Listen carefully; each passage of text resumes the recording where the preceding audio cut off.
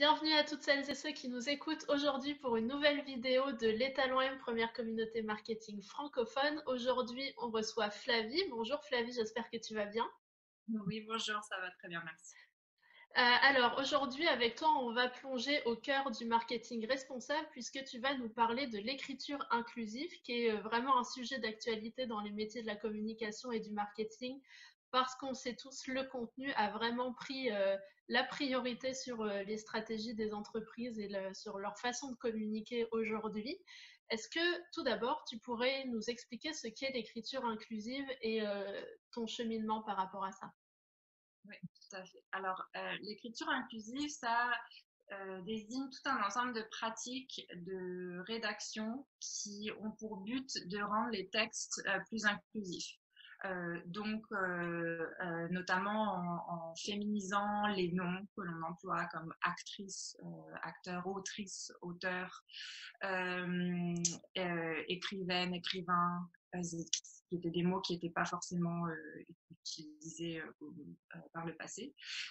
Donc d'une part, féminisation des noms et d'autre part, insister sur l'emploi du féminin et du masculin à chaque fois. Donc, les spectatrices et les spectateurs, au lieu de dire les spectateurs pour désigner l'ensemble du groupe.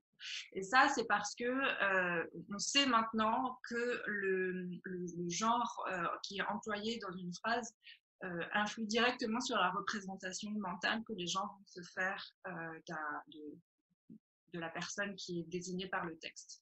Donc, par exemple, on sait que si on dit, et ça c'est vrai notamment pour par exemple les catégories qui ont été historiquement très genrées, par exemple, si on dit les mécaniciens, tout de suite on va se représenter des mécaniciens hommes. Si on dit les mécaniciennes et les mécaniciens, ça va nous permettre dans notre tête de s'imaginer qu'une femme puisse être mécanicienne.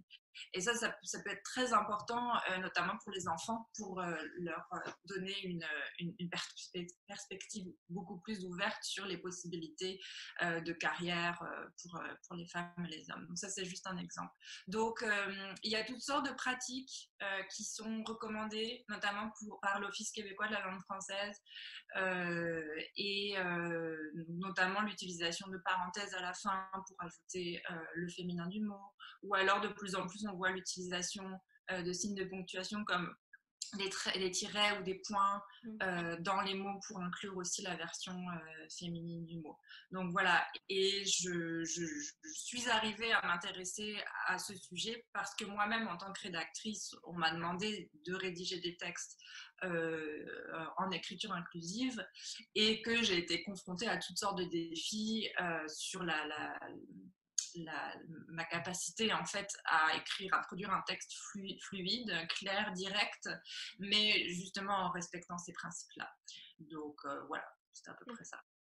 Alors, imaginons aujourd'hui que je suis une entreprise, que j'ai l'habitude de communiquer, donc j'ai un site web, j'ai des médias sociaux, etc.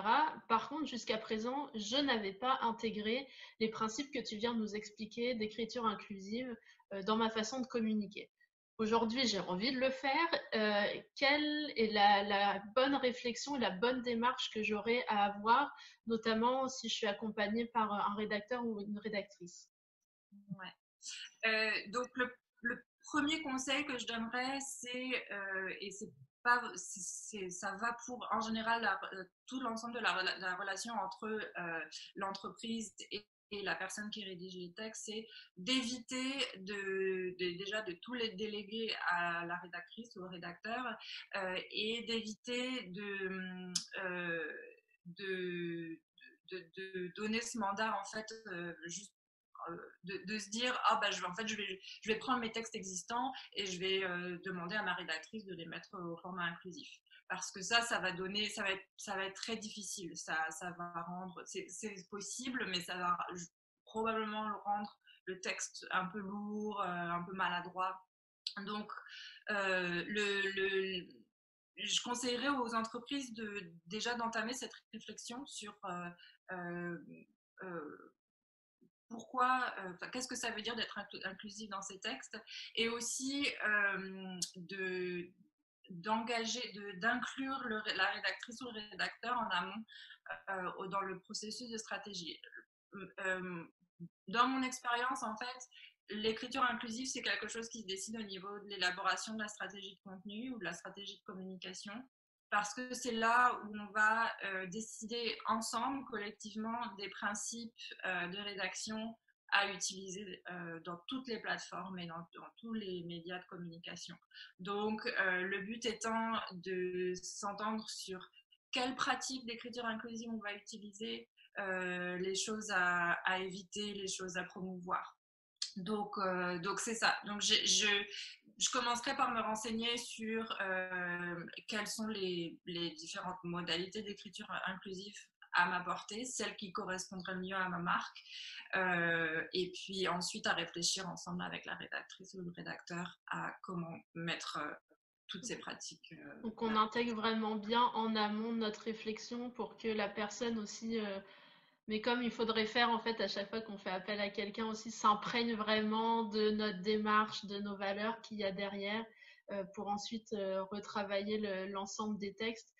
De ce que j'ai compris, il faut que je m'attende à que ce soit vraiment une réécriture profonde de mes textes. À la limite, je peux en profiter aussi pour permettre de remettre un petit peu au goût du jour tous les textes que j'avais faits.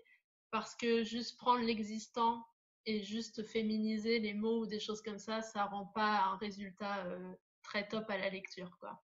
Effectivement.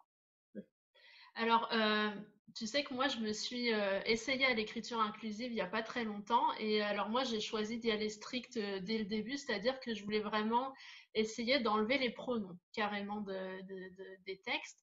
Et j'ai trouvé ça vraiment très difficile. Il y a une chose pour laquelle ça m'a beaucoup servi, c'est que moi, c'était bien adapté dans mon cas parce que j'ai un produit qui n'est pas genré. Donc, c'est le même que ce soit des hommes ou des femmes. Donc dans les communications que j'ai pas eu besoin d'intégrer cette segmentation dans mes listes. Donc c'est vrai que l'écriture inclusive là m'a permis d'avoir un travail extrêmement facilité dans l'automatisation de mes messages. Donc ça c'est un point que j'ai trouvé vraiment très très cool. Par contre c'est ça, j'ai vu que mon cerveau il n'était pas du tout exercé à faire des structures de phrases sans pronom. Après, j'ai trouvé que soit ça apportait de la lourdeur dans mes phrases, soit que ça changeait complètement le sens de mes phrases. Et alors ça, je m'y attendais pas du tout.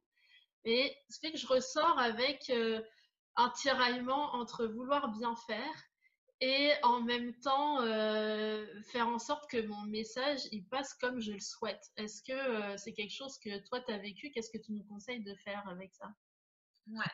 Je l'ai vécu parce que pour avoir rédigé des textes en écriture inclusive pour divers clients, des fois, en fait, le propos se porte tout à fait, se prête tout à fait à l'écriture inclusive, et des fois non. Et en fait, la différence, notamment, c'était que pour l'un, le produit, c'était des services aux entreprises, et l'autre, c'était des services aux entrepreneurs et aux autres féminines et féminins et masculins, pardon. Et donc, pour la marque, c'était très important de bien signifier qu'on s'adresse à la personne et pas à son entreprise. C'est d'ailleurs une différence fondamentale dans ces services. Et donc, comment écrire un texte qui met vraiment l'emphase sur la personne, euh, en évitant de se répéter à chaque fois les entrepreneurs, avec un E, les entrepreneurs sans E à la fin. Alors voilà, c'est tout un casse-tête. Moi, en tant que rédactrice, j'essaye, dans la mesure du possible, d'enlever le genre dans la phrase, voilà, le plus possible.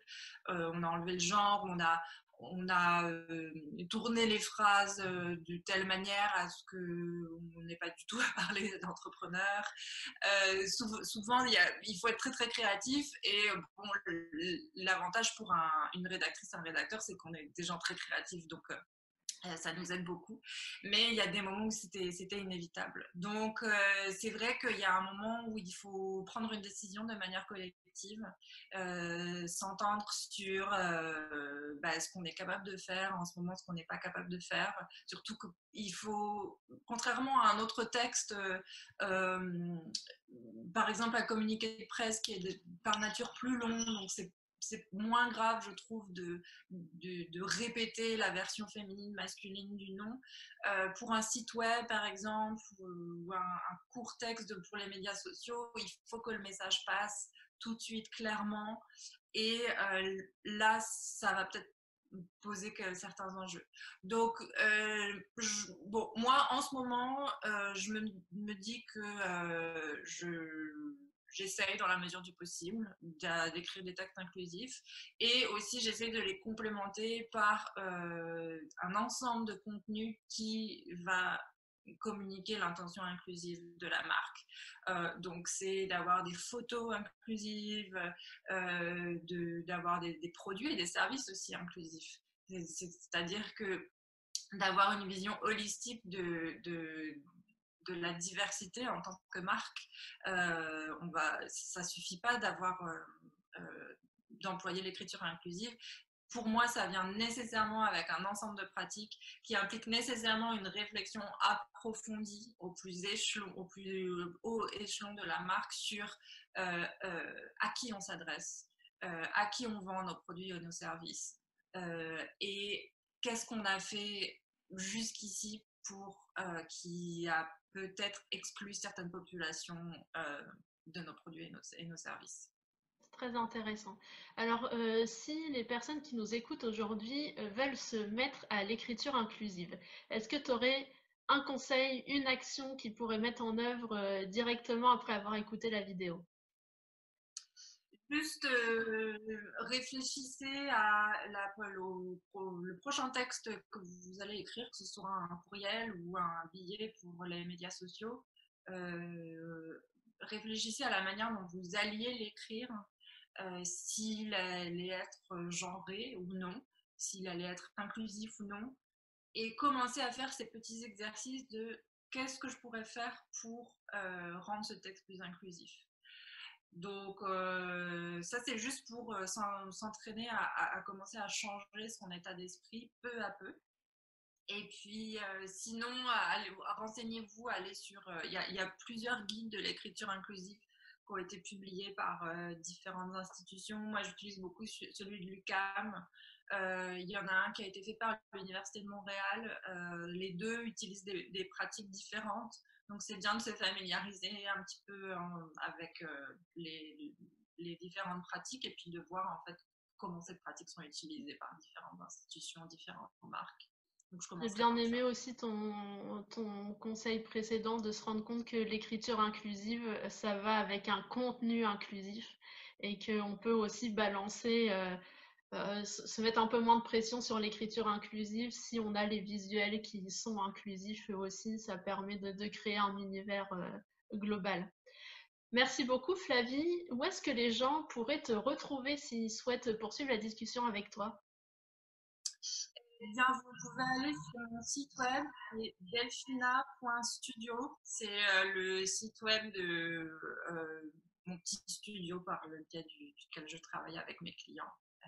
Et puis sur LinkedIn aussi, vous cherchez mon nom, Flavie Allais, et vous me trouverez sur LinkedIn. Je mettrai les liens de toute façon en bas de la vidéo. Merci beaucoup à toutes les personnes qui nous ont écoutés aujourd'hui. Merci beaucoup Flavie d'avoir partagé avec nous ce point très important de la communication et du marketing aujourd'hui. Comme on dit chez les Talents M, merci d'avoir du talent et merci de l'avoir partagé avec nous. À très bientôt avec les Talents M.